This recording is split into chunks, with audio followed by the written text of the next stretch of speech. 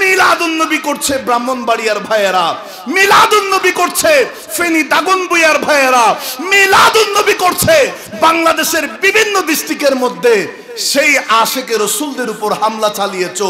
ওয়াল্লাহি আল্লাহর কসম করে বলছি, ওয়াল্লাহি আল্লাহর শপথ করে বলছি, বাংলাদেশের পার্লামেন্টে তোমাদের বিচার যদি না হয়, হাসরের ময়দানে আমার নবীর আদালতে, আল্লাহর আদালতের মধ্যে তোমাদের বিচার হবে। কথা বলেন ঠিক কি না? আরো জোরে বলেন ঠিক কি না? কারণ আমার নবীর শানে বেয়াদবি আমার আল্লাহ সহ্য করতে পারে না। বেশ কিছু মানুষের উপর আজকে তারা হামলা চালিয়েছে ঈদে মিলাদুন নবী পালন করার অপরাধ, নাউজুবিল্লাহ। মারাও গেছে। যে ভাই ইন্তেকাল করেছে আল্লাহ শাহাদাতের মর্যাদা নসিব করুন। আরো জোরে বলুন আমিন। আমাদের উপরে যে কোনো সময় হামলা আসতে পারে, তাই বলে কি আমরা মিলাদুন নবী বাদ দিব? তাই বলে কি আমরা আল্লাহ রসুলের সম্মান বন্ধ করে দিব? আসুক হামলা, কোনো অসুবিধা নাই। আমাদের কলবের মধ্যে নবী আছে, যেই কলবে নবী আছে সেই মানুষের দুনিয়া আখিরাতে কোনো ডর ভয়। নবীজির গোলামের কোনো চিন্তা নাই। নবীর গোলামের কোনো টেনশন চিন্তা আছে? নবীজির পাগলের কোনো চিন্তা নাই। চলো নবীজির জান্নাতে মদিনাতে যায়। আল্লাহর নবীর একজন সাহাবী সবেমাত্র ইসলাম কবুল করেছেন। মনোযোগ, বড় পয়সাওয়ালা জমিদার বংশের সন্তান। নবী করিম সাল্লাল্লাহু আলাইহি ওয়াসাল্লাম ফজরের নামাজের আগ মুহূর্তে আমার নবী হুজরা মুবারক থেকে বের হলেন। আমার নবী ফজরের নামাজ আদায় করার জন্য বের হয়েছেন। যাওয়ার পথে দেখলেন একজন সাহাবী শরীরের মধ্যে কোনো কাপড় চোপড় নাই, একটা কাপড়ের টুকরা আছে যেটা দিয়ে কোনো মতে লজ্জাস্থানটা ঢেকে ফেলেছেন। এইভাবে মাথা ঝুঁকিয়ে ওই সাহাবী রাস্তার ধারের মধ্যে দাঁড়িয়ে আছেন। আল্লাহর নবী বলছেন, কে? ওই সাহাবী মাথা নিচু করে বলছে, ইয়া রাসূলুল্লাহ, আমি আব্দুল্লাহ। সুবহানাল্লাহ। আল্লাহর নবী জিজ্ঞেস করলেন, কোন আব্দুল্লাহ? রাসূল গো, আমি ওই আব্দুল্লাহ যার নাম ইসলাম কবুলের আগে ছিল আব্দুল উজ্জা। ইয়া রাসূলুল্লাহ, আপনি তো আমার নাম রেখেছেন আব্দুল্লাহ। একটু জোরে বলেন না সুবহানাল্লাহ। আল্লাহর নবী সরকারে দু আলম সাল্লাল্লাহু আলাইহি ওয়াসাল্লাম জিজ্ঞেস করলেন, ও আব্দুল্লাহ, তুমি তো বড় জমিদার বংশের সন্তান, তুমি তো এমন পরিবারের সন্তান যে কিনা সকালে একটা নতুন জামা পরলে বিকালে আরেকটা জামা পরে, একদিনে একটা করে জামা পরে দ্বিতীয় দিন আর সেই জামা পরে না। এমন পরিবারের সন্তান, তোমার শরীরের মধ্যে কাপড় কেন নাই? তুমি কেন একেবারে খালি গায়ে এই কালি গায়ে এই রাত্রিতে আমি রাসূলুল্লাহর পথের দ্বারের মধ্যে দাঁড়িয়ে আছো? আল্লাহর নবী যখন এই কথাটা জিজ্ঞেস করলেন, হযরতে আব্দুল্লাহ যুল বিজাদাইন রাদিয়াল্লাহু তাআলা দুইখানা চোখের পানি ছেড়ে দিয়েছেন। চোখের পানি ছেড়ে দিয়ে বলে, ইয়া রাসূলুল্লাহ, ইয়া হাবিবাল্লাহ, ওগো দয়ার নবী, মায়ার নবী, কামলিওয়ালা নবী, ইয়া রাসূলুল্লাহ, আমার বাবা দুনিয়া থেকে অনেক আগে চলে গেছে। আমি যদিও বা বড় জমিদার পরিবারের সন্তান, আমাদের ঘরের মধ্যে আমার চাচা আছে। ইয়া রাসূলুল্লাহ, ইয়া হাবিবাল্লাহ, আমি যে ইসলাম কবুল করেছি, আপনি রাসূলুল্লাহর জবানে আমি কলমা পড়ে মুসলমান হয়ে গেছি নবী গো। আমার চাচা মেনে নিতে পারে নাই, আমাকে প্রত্যেকটা দিন ফোর্স করছে ইসলাম থেকে ফিরে আসার জন্য, আবারও ইহুদি ধর্মের মধ্যে চলে আসার জন্য। ইয়া রাসূলুল্লাহ, ইয়া হাবিবাল্লাহ, ওগো দয়ার নবী, মায়ার নবী, মহানবী রাহমাতাল লিল আলামিন নবী আমার চাচা আমাকে বলেছে যদি আমি ইসলাম ধর্ম না ছাড়ি, আপনি রাসূলুল্লাহকে যদি ছেড়ে না দিই, আমি যদি মুসলমান ধর্ম ত্যাগ না করি, ইয়া রাসূলুল্লাহ আমাকে বলেছে ঘর থেকে বের হয়ে যাওয়ার জন্য। নবী গো, আমি আব্দুল্লাহ আমার চাচাকে জবাব দিয়েছি, শুধু ঘরবাড়ি নয়, আমি দুনিয়ার সমস্ত কিছু ছাড়তে পারি, তারপরেও আমি নবী ছাড়তে রাজি না। জোরে বলেন, আরো জোরে বলেন। ইয়া রাসূলুল্লাহ, ইয়া হাবিবাল্লাহ, আমি আমার দুনিয়ার সব কিছু ছেড়ে দিতে পারি, তারপরেও আপনি রাসূলুল্লাহকে ছাড়তে পারবো না। আমি ঈমান হারা হতে পারবো না, ঈমানের উপর ইস্তেকামত থাকবো, অটল থাকবো, অবিচল থাকবো। নবী, ইয়া রাসূলুল্লাহ, ইয়া হাবিবাল্লাহ, আমি যখন ঘর থেকে বের হয়ে যাওয়ার জন্য বের হচ্ছিলাম, এমন সময় আমার চাচা আমাকে বলে তোমার শরীরের মধ্যে যেই কাপড় আছে সেই কাপড়ও তুমি খুলে রেখে যাও। ইয়া রাসূলুল্লাহ, ইয়া হাবিবাল্লাহ, আমাকে ফোর্স করেছে, আমি যদি উলঙ্গ হয়ে যাই, শরীর থেকে যদি কাপড় নিয়ে ফেলি, মানুষের সামনে আমার ইজ্জত সম্মান চলে যাবে। হয়তো তিনি মনে মনে ভেবেছেন আমি ইজ্জত বাঁচানোর কারণে অন্তত ইসলাম ছেড়ে দিব। ইয়া রাসূলুল্লাহ, গো দয়ার নবী, মায়ার নবী, আমার চাচা যখন আমাকে বলেছে কাপড় চোপড় খুলে ফেলার জন্য, ইয়া রাসূলুল্লাহ, আমি আমার সমস্ত শরীরের কাপড়গুলা খুলে রেখে দিয়েছি। ওগো দয়ার নবী, মায়ার নবী, কামলিওয়ালা নবী, গুনাহগার উম্মতের কান্ডারি নবী, শাফাত তারানে ওয়ালা, বাঁচানে ওয়ালা নবী, আমি আমার সমস্ত কাপড়গুলা খুলে রেখে দিয়েছি। ইয়া রাসূলুল্লাহ, এমন সময় চোখের পানি ছেড়ে দিয়েছি, আমি আমার মা জননীর কাছে চলে গেলাম। ওগো আমার মা জননী, আপনার পেটের মধ্যে আমাকে ধারণ করেছেন। ওগো আমার মা জননী, আমি ইসলাম কবুল করে নিয়েছি, মুসলমান হয়ে গেছি। আজকে আমার শরীরের মধ্যে কোনো কাপড় নাই, আমি যদি এই অবস্থায় ঘর থেকে বের হয়ে যাই, মানুষের কাছে আমার মান সম্মান চলে যাবে। মারে, আমি সন্তান হইয়া তোমার কাছে একটা কাপড়ের টুকরা চাচ্ছি, আমি আমার লজ্জাস্থানটা ঢাকার জন্য। ওগো আমার মা জননী, তোমার সন্তানের ইজ্জত দেখার জন্য তোমার কাছে আমি একটা কাপড়ের টুকরা ভিক্ষা করছি। হযরতে আব্দুল্লাহ যুল বিজাদাইনের মা জননী আর দেরি করেন নাই, ওনার কাপড়ের একটা টুকরা সন্তানকে দিয়ে দিয়েছেন। হযরতে আব্দুল্লাহ রাদিয়াল্লাহু তাআলা বলেন, ইয়া রাসূলুল্লাহ, ইয়া হাবিবাল্লাহ, মা জননীর দেওয়া সেই কাপড়ের টুকরাটা দিয়ে আমি কোনো মতে নিজের শরীরের লজ্জাস্থানটা ঢাকলাম। এরপরে আমি একটা সেকেন্ড ওই ঘরের মধ্যে দাঁড়াই নাই, আমি আবার সেই ঘর থেকে বের হয়ে গেলাম। নবী গো, দুনিয়ার মধ্যে কোনো সাহারা নাই, দুনিয়ার মধ্যে আশ্রয় নেওয়ার জন্য কোনো জায়গা নাই, আমি আশ্রয় পাওয়ার জন্য, সাহারা নেওয়ার জন্য আপনি রাসূলুল্লাহর কদমে চলে এসেছি। ইয়া রাসূলুল্লাহ, ইয়া হাবিবাল্লাহ, আমি আব্দুল্লাহ যুল বিজাদাইন এই রাতের বেলা ঘর থেকে বের হয়ে গেলাম। এইভাবে চোখের পানি ফেলে ফেলে আল্লাহর নবীর কদমের সামনে কান্নাকাটি করছি। আমার বাবারা, ভাইয়েরা, হযরতে আব্দুল্লাহ যুল বিজাদাইনকে আমার কামলিওয়ালা নবী আর দেরি করেন নাই, হুজরা মুবারকের মধ্যে যাইয়া আমার নবী দুই কানা কাপড় মুবারক নিয়ে এসে বলে, ও আব্দুল্লাহ যুল বিজাদাইন, আমি রাসূলুল্লাহ তোমাকে এই দুইটা কাপড় উপহার দিলাম, আজকে থেকে তুমি যুল বিজাদাইন হয়ে গেছো। জোরে বলেন।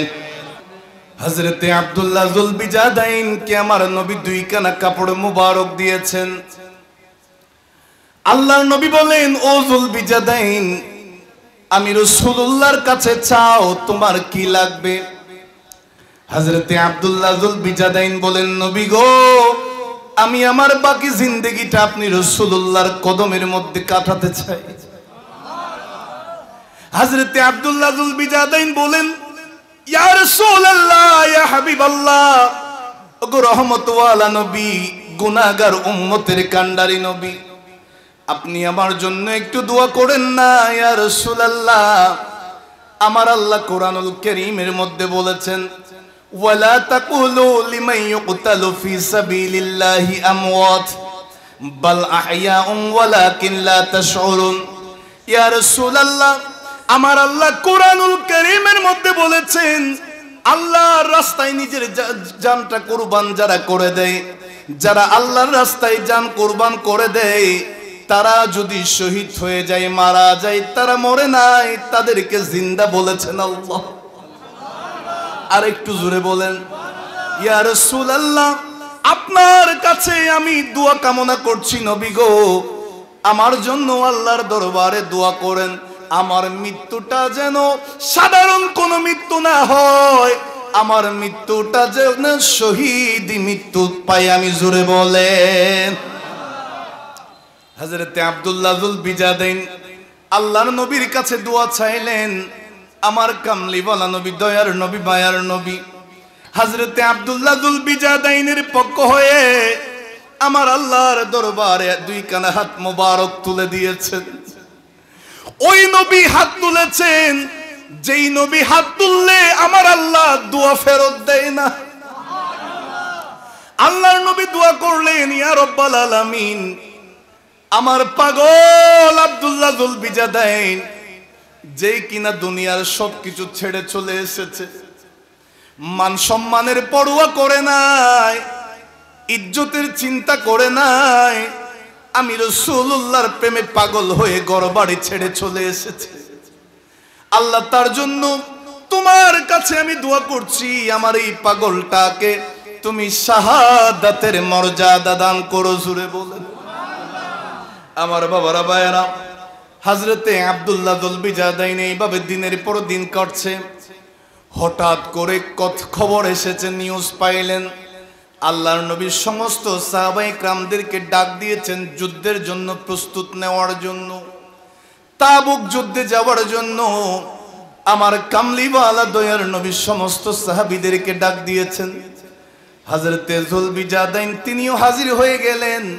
ইয়া রাসূলুল্লাহ, ইয়া হাবিবাল্লাহ, তাবুক যুদ্ধে যাওয়ার জন্য আমি রেডি হয়ে গেলাম, আপনি রাসূলুল্লাহর কদমে জান কুরবান করার জন্য হাজির হয়ে গেলাম।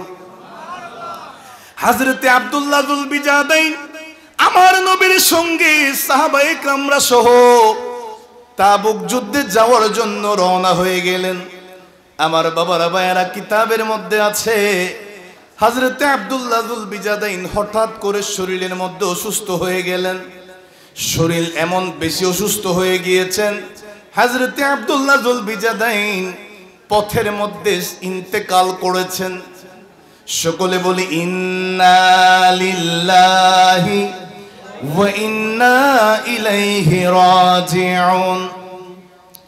যে আব্দুল্লাহ যুল বিজাদাইন আমার নবীর কাছে দোয়া চেয়েছেন, ইয়া রাসূলুল্লাহ, আমি যুদ্ধের ময়দানে শহীদ হতে চাই। আল্লাহর নবী, কামলিওয়ালা নবী, নূরের নবী, মায়ার নবী, হায়াতুন নবী, পথের মধ্যে যখন আব্দুল্লাহ যুল বিজাদাইন অসুস্থতার কারণে শহীদ হয়ে গেলেন, আমার নবী নূরানী জবানে বলে দিয়েছেন, আল্লাহর নবী বলেন, পথে ঘাটে যদি কোনো আল্লাহর বান্দা অসুস্থতার কারণে হোক, অ্যাক্সিডেন্টের কারণে হোক, যদি কোনো ইমানদার দুনিয়া থেকে পর্দা করে, আমি রাসূলুল্লাহ এলান করে দিলাম, আমার আল্লাহ ওই বান্দাকে শাহাদাতের মর্যাদা দিবে। জোরে বলে। আমার বাবারা, ভাইয়েরা, আল্লাহর নবী সরকারে দু আলম সাল্লাল্লাহু আলাইহি ওয়াসাল্লাম সাহাবায়ে কিরামদেরকে বলছেন, ও আমার আবু বকর, ও ফারুকে আজম, ও আমার সাহাবীরা, আমার আব্দুল্লাহ যুল বিজাদাইনের গোসলের ব্যবস্থা করো। সাহাবায়ে কিরামরা তিনাকে গোসল দেওয়াইলেন। এরপরে বলছেন, তার জন্য কবর খনন করো, আমি রাসূলুল্লাহ তার জানাজার ইমামতি করব। কত বড় খুশনসিব ওয়ালা আমার কামলিওয়ালা নবী জানাজার নামাজের ইমামতি করেছেন।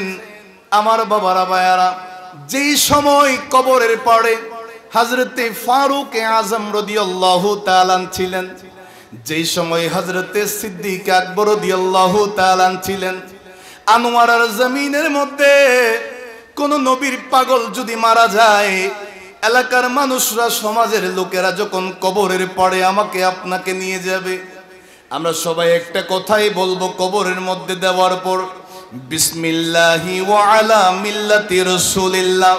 আমরা বলবো কি বলবো না? আমার বাবারা ভাইয়েরা, আল্লাহর নামে রাসূলুল্লাহর কাছে আমাকে আপনাকে সমাজের মানুষেরা হাওলা করবে। হযরতে আব্দুল্লাহ যুল বিজাদাইন সাহাবায়ে কেরামরা যখন তিনাকে নিয়েছে, আমার কামলিওয়ালা নবী এক সেকেন্ডও দেরি করেন নাই। দয়ার নবী, মায়ার নবী জুলবিজাদাইনের কবরের মধ্যে কদম রেখে গেছেন, নেমে গেছেন। আমার নবী বলেন, ও সিদ্দিক আকবর, আমার পাগল জুলবিজাদাইনকে আমি রাসূলুল্লাহর হাতের মধ্যে দিয়ে দাও। আমার বাবারা ভাইয়েরা, আল্লাহর নবী সরকারে দো আলম সাল্লাল্লাহু আলাইহি ওয়াসাল্লাম হযরতে আব্দুল্লাহ যুল বিজাদাইনের কবরের মধ্যে নামলেন। আমার নবীর কাছে সিদ্দিক আকবর ফারুক আজম হযরতে আব্দুল্লাহ যুল বিজাদাইনকে রাখলেন নবীজির কাছে। আল্লাহর নবী সরকারে দো আলম সাল্লাল্লাহু আলাইহি ওয়াসাল্লাম আল্লাহর কাছে দোয়া করছেন, আল্লাহুম্মা ইন্নী আমসাইতু রাদিয়ান আনহু ফারদি আনহু। আল্লাহর কাছে দোয়া করছেন, ইয়া রাব্বাল আলামিন, এই আমার পাগল আব্দুল্লাহ যুল বিজাদাইন, যার উপরে আমি রাসূলুল্লাহ সকাল থেকে সন্ধ্যা পর্যন্ত খুশি ছিলাম। আমার নবী বলেন, ইয়া রাব্বাল আলামিন, আমি আব্দুল্লাহ যুল বিজাদাইনের উপর সকাল থেকে সন্ধ্যা খুশি ছিলাম। আমি রাসূলুল্লাহ দোয়া করছি, আল্লাহ আমার এই উম্মতের উপর তুমি খুদাও খুশি হয়ে যাও। হযরতে আব্দুল্লাহ যুল বিজাদাইনের জন্য আমার নবী দোয়া করেছেন। সিদ্দিক আকবর রাদিয়াল্লাহু তাআলা উপস্থিত ছিলেন। সিদ্দিক আকবর রাদিয়াল্লাহু তাআলা মনের মধ্যে আফসোস নিয়ে একটা কথা বলেছেন, ইয়া লাইতানি কুনতু সাহিবাল হুফরা। সিদ্দিক আকবর বলেন, হায় আল্লাহ, এই গর্তের মধ্যে তথা কবরের মধ্যে আব্দুল্লাহ যুল বিজাদান না হয়ে যদি তার জায়গায় আমি সিদ্দিক আকবর যদি থাকতে পারতাম, তাইলে কতই না খুশনসিব আমার হয়ে যায়। তো জোরে বলেন না আল্লাহু আকবার। এবার মহব্বতে বলেন, ইয়া রাসূলুল্লাহ, আমাদেরকেও আপনাকেও কবরের মধ্যে যেতে হবে। সেই অন্ধকার কবরে আমরা নবীকে চাই না? আরো জোরে বলেন। নবীর আশা যদি আমরা কবরে রাখতে পারি, আমাদেরকে সারাটা জীবন নবীর প্রেমে পাগল হয়ে যেতে হবে। কথা বলেন ঠিক কিনা? আরো জোরে বলেন।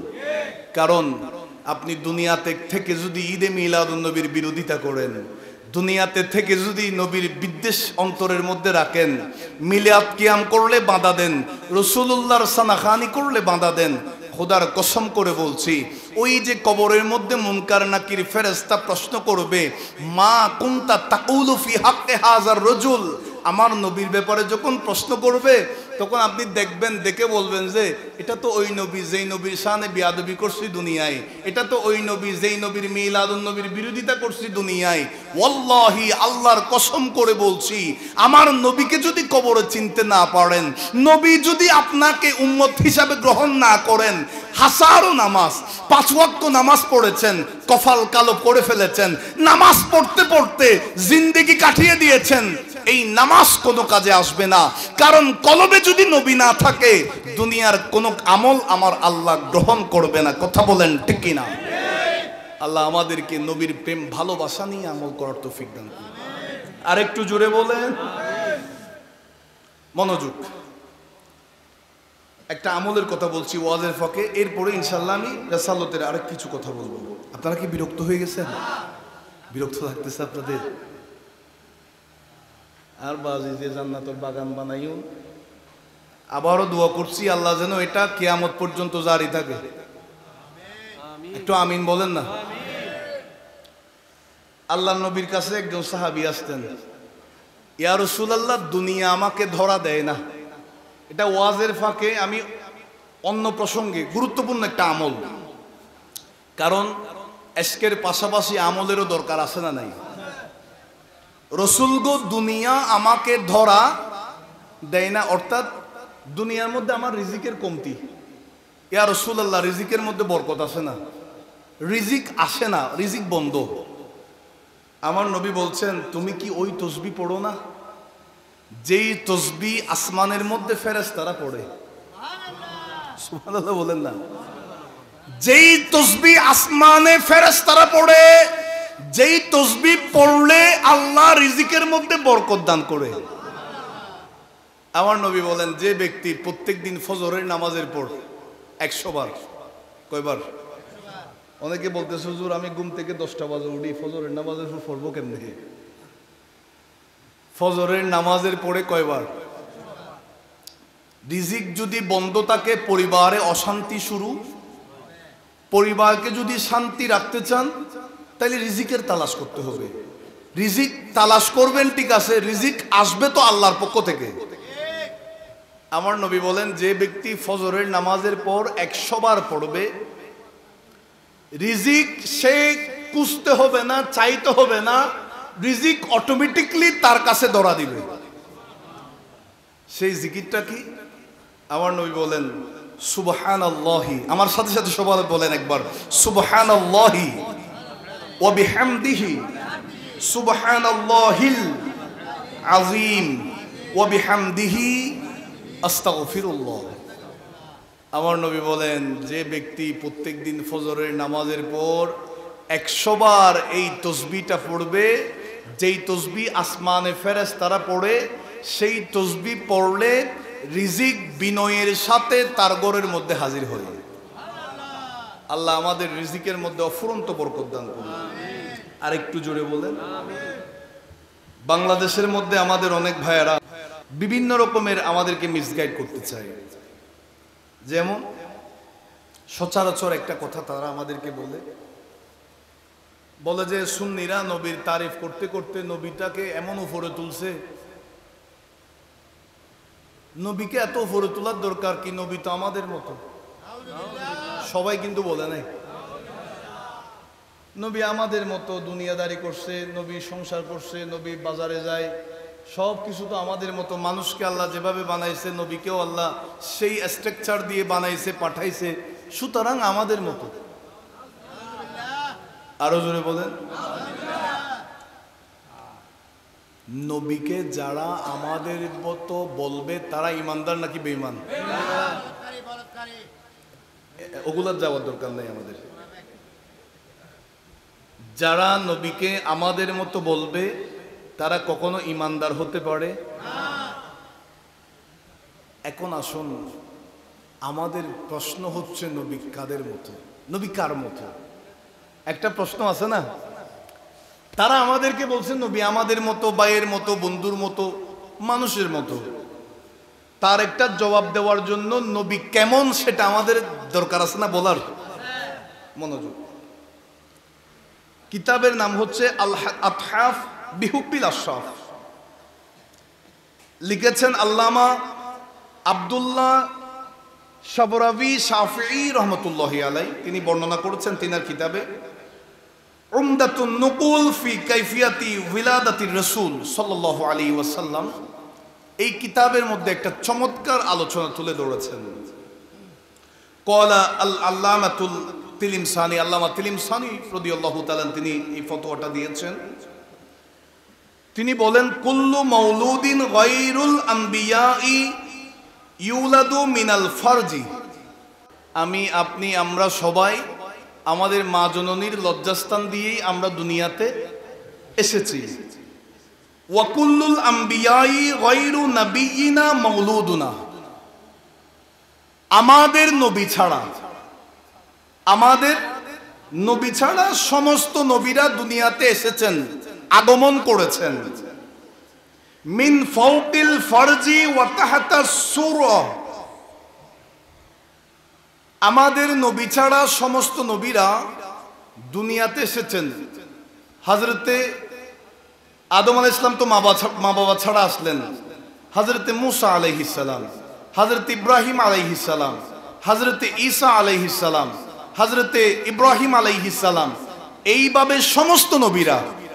আমাদের নবী ছাড়া, যেই নবীর মাহফিল আমরা করছি সেই নবী ছাড়া সমস্ত নবীরা এসেছেন মা জননীর নাভির নিচে লজ্জাস্থানের উপরে। মা জননীর নাভির নিচে লজ্জাস্থানের উপরে মাঝামাঝি যেই জায়গাটা আছে সেই জায়গা দিয়ে সমস্ত নবীরা এসেছেন। আর একটু জোরে বলেন, আপনারা বুঝতে কষ্ট হয়েছে? আমরা সবাই এসেছি মা জননীর লজ্জাস্থান দিয়ে, আর আমাদের নবী ছাড়া সমস্ত নবীরা এসেছেন নাভির নিচে লজ্জাস্থানের উপরে মাঝখানে যে জায়গাটা আছে সেই জায়গা দিয়ে। এখন আসুন, নবী আমাদের মতো হওয়া তো দূরের কথা, আমরা তো ঈসা নবীর মতো হইতে পারি নাই, আমরা তো মূসা নবীর মতো হইতে পারি নাই, আমরা তো ইব্রাহিম নবীর মতো হইতে পারি নাই। যদি আমরা নবীদের মতো হইতাম তাইলে তো আল্লাহ একই পদ্ধতিতে দুনিয়াতে পাঠাইতো, একই সিস্টেমে পাঠাইতো। আমাদেরকে পাঠাইলেন লজ্জাস্থান দিয়ে, আর অন্যান্য নবীদেরকে পাঠাইলেন নাভির নিচে লজ্জাস্থানের উপরে মাঝখানের সেই জায়গা দিয়ে।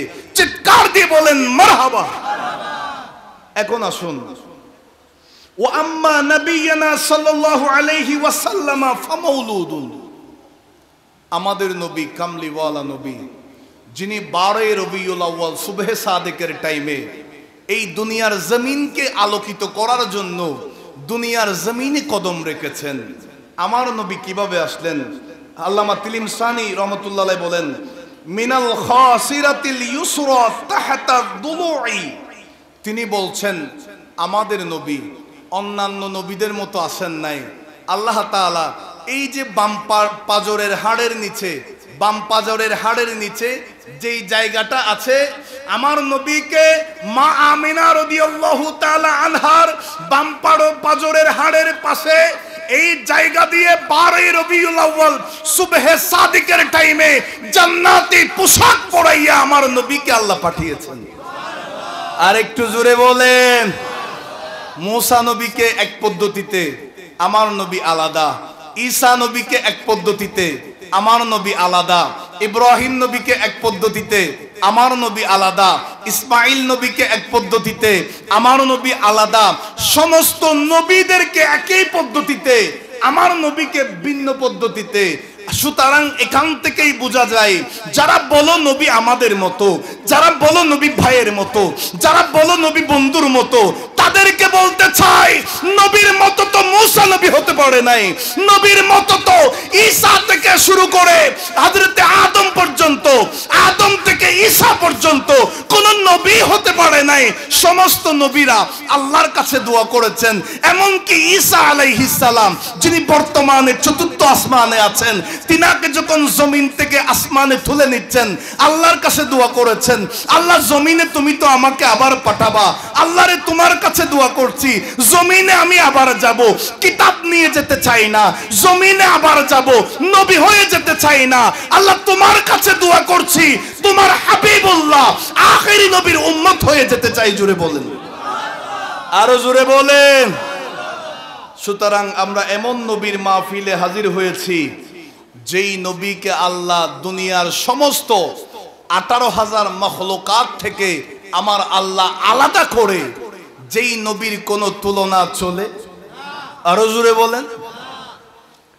আমার আল্লাহ আমার নবীকে এমন পজিশন দিয়েছেন যেই নবীর ব্যাপারে বলেছেন ওয়ারাফা'না লাকা যিকরাক।